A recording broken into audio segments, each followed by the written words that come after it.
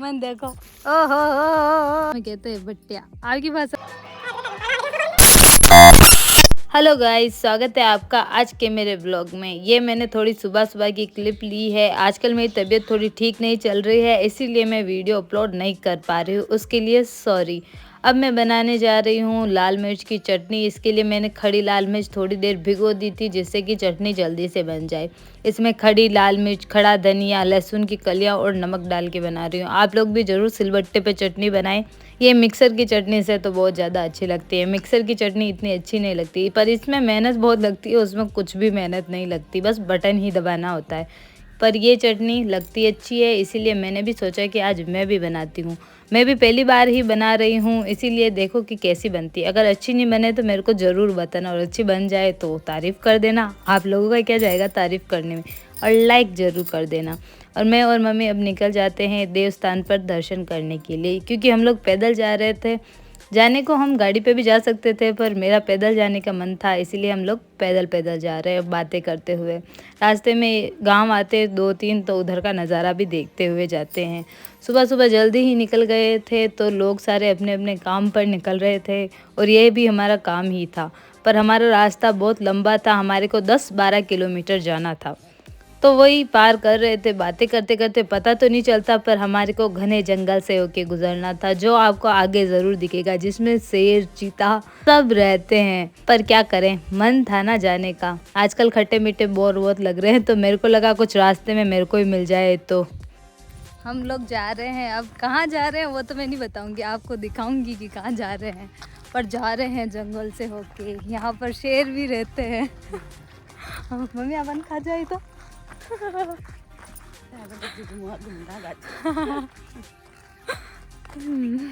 तो ये देखिए, आप इस चीज़ को जानते हैं और पहचानते भी हैं। आपकी भाषा में इसे क्या कहते हैं? हमारी भाषा में इसे भट्टिया कहते हैं, और हमारे राजस्थान में इस पर एक गाना भी है, लावण के लाग्यो भरबूटियो। आप लोग इस गाने को ज़रूर सुने। तो ये देखिए, हम आ चुके हैं जंगल की तरफ। ये जंगल तो नहीं है, फिर भी इस पे सड़क है, और आगे देखना कि कितना घना जंगल आता है। ये यहाँ पे गायें भैंसे सब चल रही है, और हम दोनों ही जा रहे हैं बस, और कोई नहीं दिखता। कुछ लोग जाते आते दिखते हैं।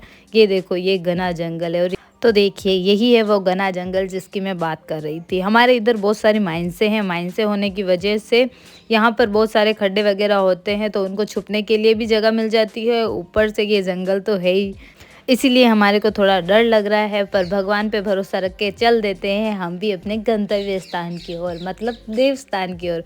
अभी आपको यहाँ से थोड़ा दिखेगा नज़ारा उधर का, क्योंकि पहाड़ पर है तो दिखेगी ज़रूर।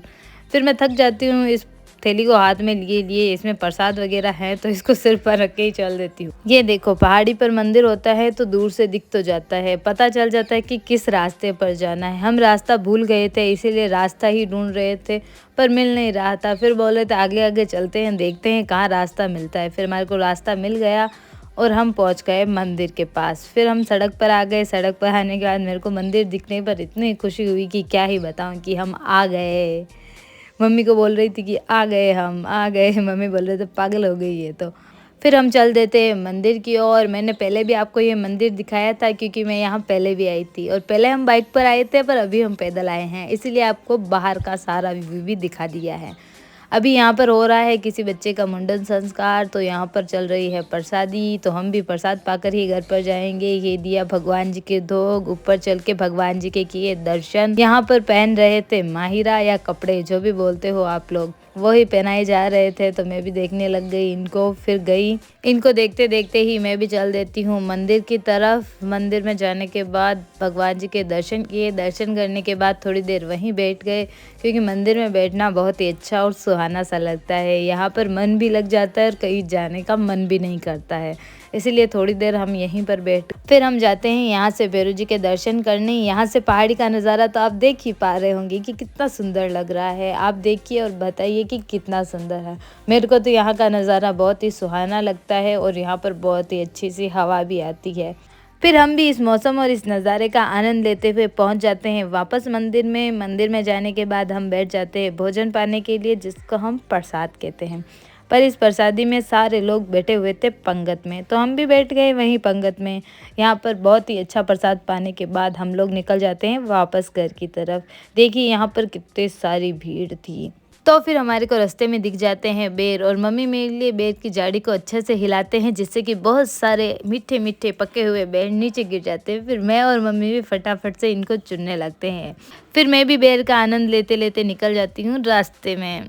क्या ही करूँ, चलना तो पड़ेगा जब तक कि पापा नहीं आ जाते। अभी तक तो भेड़ें आ रही थी तो उनको देख रही थी। फिर मैंने यहाँ पर एक बच्चे से पूछा कि कितनी भेड़ें होंगी तेरे पास, तो उसने बोला 60 भेड़। क्या बिजनेस है क्या। फिर हम लोग आ जाते हैं घर पर। मम्मी बना रहे थे मक्की की रोटी, क्योंकि सर्दी में गेहूं की रोटी इतनी अच्छी नहीं लगती, इसीलिए हमने बना ली चूल्हे पर मक्की की रोटी। और मम्मी देख रहे थे कि ये वीडियो बना रही है तो अच्छे से रोटी बना रहे हैं।